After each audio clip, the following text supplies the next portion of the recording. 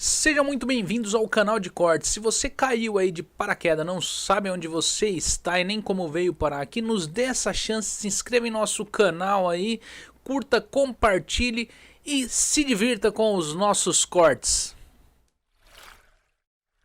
Vou fazer uma pergunta, apesar da gente tentar tá indo dentro desse assunto, sobre livro, né? E quando você começou a ter essa falar, não, eu vou escrever um livro.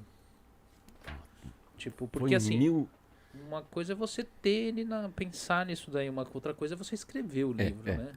Foi em 1999, me deu 5 minutos, eu tava trabalhando, a gente aqui só trabalha, né? E eu falei, nossa, eu vou escrever um livro. Foi bem isso mesmo, eu vou escrever um livro.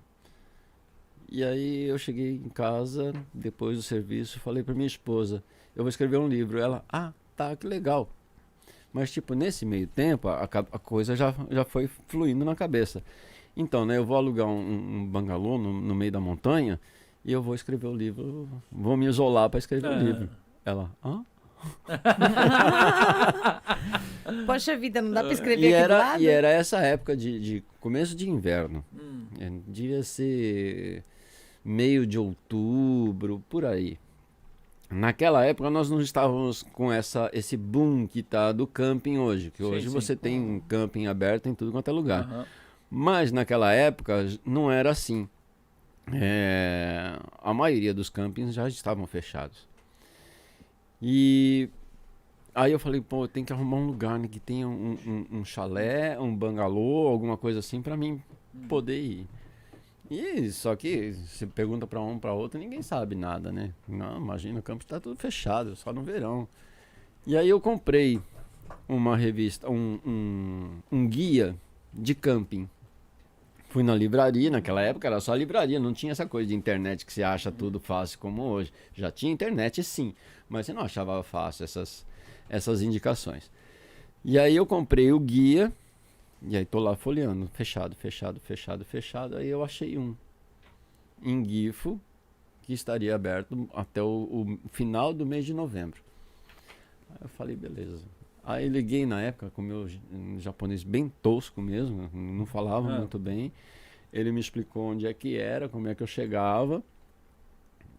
Eu reservei 3 dias, sexta, sábado e domingo, e eu falei, eu vou escrever o livro.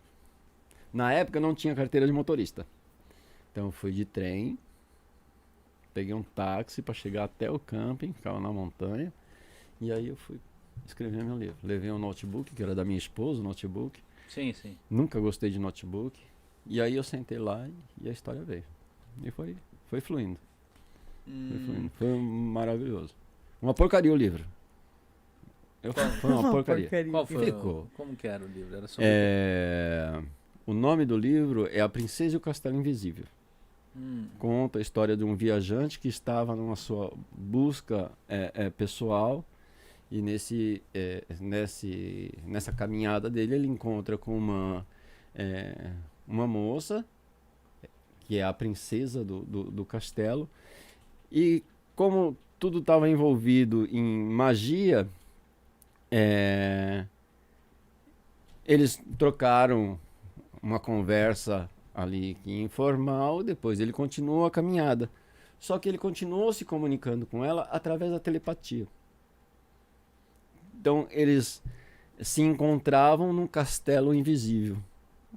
Eles tinham um ponto no universo e lá eles se encontravam para conversar sobre as coisas que aconteciam dentro dessa busca.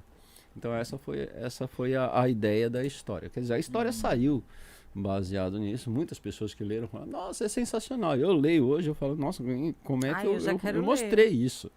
Né? Não, esse aí tá arquivado, tá no arquivo morto. Ai, por favor, desenterra, vai, por favor. Um dia eu edito ele melhor, porque tá muito tosco. Não, eu queria ler o original. Poxa vida, o mais tosco dos toscos. E aí essa foi minha primeira experiência, né? Aí muita gente leu. Na época, a internet, a gente ficava usava o que naquela época? Eu usava o ICQ, né? Usava o ICQ para conversar com o pessoal e trocava os arquivos com o pessoal. ICQ era um negócio que muita gente não usava porque ele era mais complicadinho que o MSN, né? Então, mas o Entendeu? MSN surgiu depois, É. né?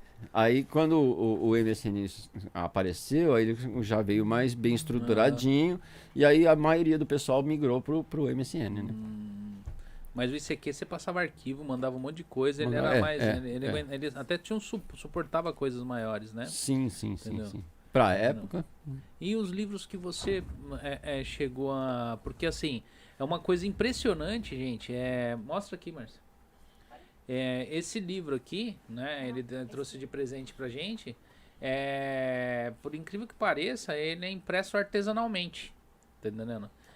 Não é por uma editora, é ele que faz a impressão do livro, né? É todo artesanal. produção independente. Produção independente e ele não faz o artesanato só na parte das esculturas, pinturas, mas também o livro também. E hoje, quantos livros hoje você tem que você, no caso, esse tá arquivo morto, Tá aqui, mas vamos lá. quantos livros você tem hoje escrito que você vende ou passa, eu não sei como que você trabalha com essa parte dos seus livros. No momento, eu tenho 2 livros que são impressos, Ah. que é o Ser Feliz em Poucas Palavras e Minha Alma Cigana.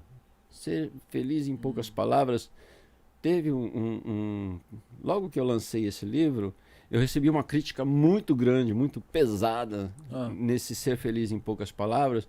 E eu falei assim, deixa, depois eu vou dar uma reeditada, eu leio ele para ver o que acontece. Eu não, foi assim, a pessoa chegou para mim e falou, pô, cara, esperava tanto de você. Sério? Você escreveu aquilo, cara. Eu não acredito que você escreveu aquela porcaria. Pô, aí depois eu dei uma lida no livro, aí você vê pelo lado meio chocado, nossa, realmente tá ruim o livro, né? Aí deixei ele lá. Só que, conversando com as pessoas que entram em contato comigo, bastante gente entra em contato comigo, passei para algumas pessoas esse livro e é completamente diferente a crítica. Nossa, é lindo, é maravilhoso, eu precisava ler aquilo, né? Então eu fico meio na dúvida, nossa, tá ruim assim, não tá ruim assim, mas penso como, não vou dizer que é um livro de autoajuda, Sim. mas assim, de uma visão pessoal de como eu enxerguei o que é ser feliz, Sim. né? E eu coloco ali dentro da